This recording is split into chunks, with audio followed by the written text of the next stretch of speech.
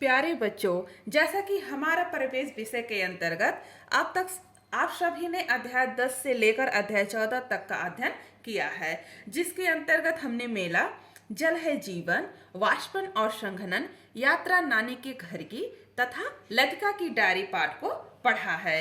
आज हम सभी कितना सीखा 3 के अंतर्गत उपरोक्त पाठों से संबंधित प्रश्नों, जिसमें खाली जगह भरने, स्वच्छता का प्रतीक चिन्ह, सही मिलान करने या जोड़ा बनाने तथा अपनी एक यात्रा का वर्णन पर विचार करेंगे।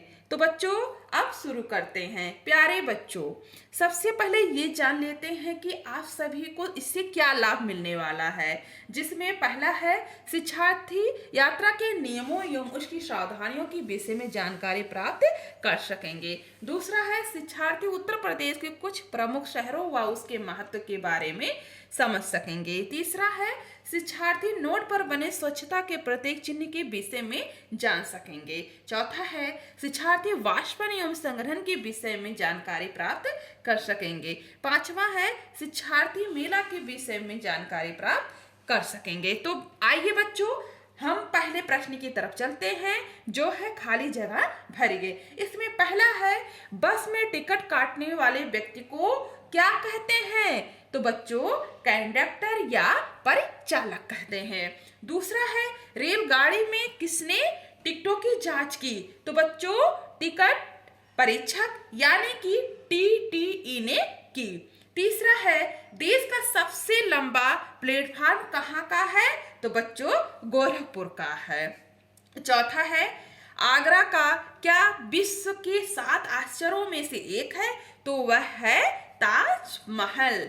पांचवा है पानी का भाप बनकर उड़ना कौन सी क्रिया कहलाता है? तो बच्चों, वाष्पन की क्रिया कहलाता है। छठा है वायु की गति किस प्रकार की होने पर वाष्पन अधिक होता है? तो बच्चों, तेज होने पर। आओ बच्चों, अब दूसरे प्रश्न की तरफ चलते हैं। नोट पर बने स्वच्छता के प्रतीक चिन्ह का चित्र बनाइए। प्यारे बच्चों, आप सभी ध्यान से देखिए। आपकी स्क्रीन पर एक चश्मा दिखाई दे रहा है। उस चश्मे के एक तरफ स्वच्छ और दूसरी तरफ भारत लिखा है और नीचे एक वाक्यांश है, एक कदम स्वच्छता की ओर। तो बच्चों, यही भारतीय नोटों पर स्वच्छता के प्रतीक चिन्ह के रूप में छपा रहता है। आइए बच्चों, अब हम सभी प्रश्न 3 की तरफ चलते हैं, जिसमें आपको मिलान करना है। इसमें एक तरफ मेला दिया गया है और दूसरी तरफ स्थान। सोनपुर मेला कहाँ लगता है? तो यह होगा बिहार, तो इसे बिहार से मिला देंगे। यहाँ पर पशुओं का मेला लगता है।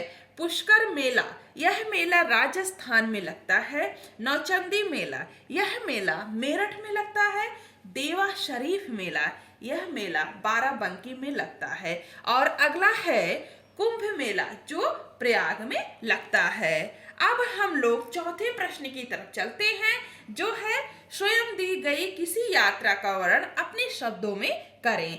तो बच्चों, एक समय की बात है, हम 5 दोस्त थे और हमने रेलगाड़ी से यात्रा करने का तय किया था।